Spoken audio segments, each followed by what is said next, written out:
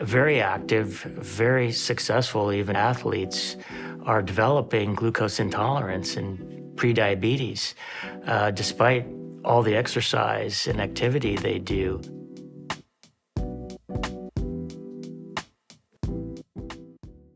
My name is Jeff Volek. I'm a professor and researcher at The Ohio State University, and I run a lab there. We're very active in studying how various dietary interventions and exercise interventions impact metabolic health. How is diet connected to metabolic health? A lot of things impact metabolic health, and I don't want to minimize the importance of exercise and sleep, but the food that you choose to eat is by far the most powerful lever that you can use, that you have control over to impact your metabolic health. Can you explain metabolic health in the simplest of terms? Well, metabolic health it's a big term. It encompasses a lot of different aspects of health. But if we define metabolism, it's the chemical reactions that are involved in breaking down the food we eat into energy that we need to stay alive, to move, to think, to grow. If those processes are working all very efficiently, then you could say we have good metabolic health.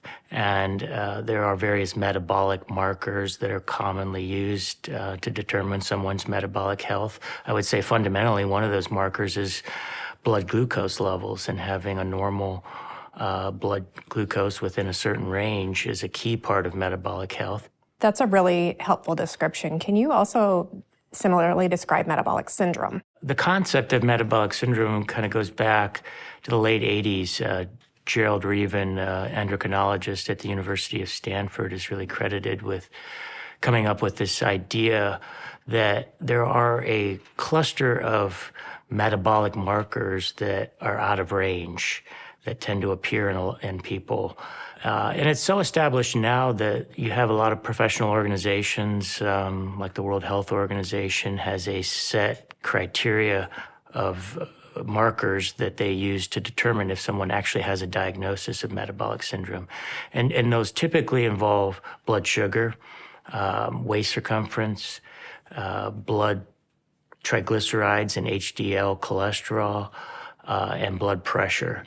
And if you have 3 or more of those markers out of range, so abnormal, then you would be considered to have metabolic syndrome. And it sounds like, diet plays a really important role in that. Is there one best diet for everybody? The truth is, people vary widely in how they respond to food, and there is no one best diet, no cookie-cutter approach that universally works for everyone. Having said that, our dietary guidelines over the last 40 to 50 years in this country have really focused on just one approach, which is a low-fat, higher carbohydrate diet. And we know that it hasn't worked so well. We have an obesity and diabetes epidemic now. And in my professional opinion, I think that's largely attributed to the fact that people are over-consuming carbohydrate. I think we need to recognize now that limiting carbohydrate, it's the most powerful tool you have to normalize and stabilize your blood sugar. You've also done some work with athletes. Can you tell us more about that work? It's been fascinating because they're generally pretty metabolically healthy. We've been interested more in how we can enhance their performance.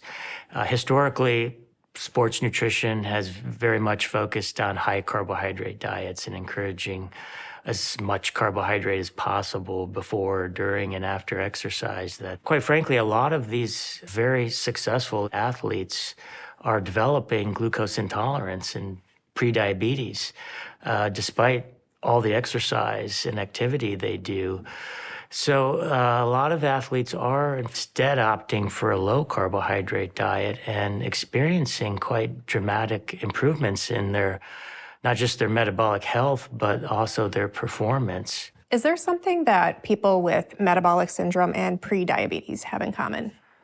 Yes, they have a lot in common, actually. They're slightly different diagnoses, but where they're almost perfectly aligned as the root cause is really something called insulin resistance. And as the name implies, you're resistant to the normal effects of insulin. So there's some impairment in getting glucose into cells.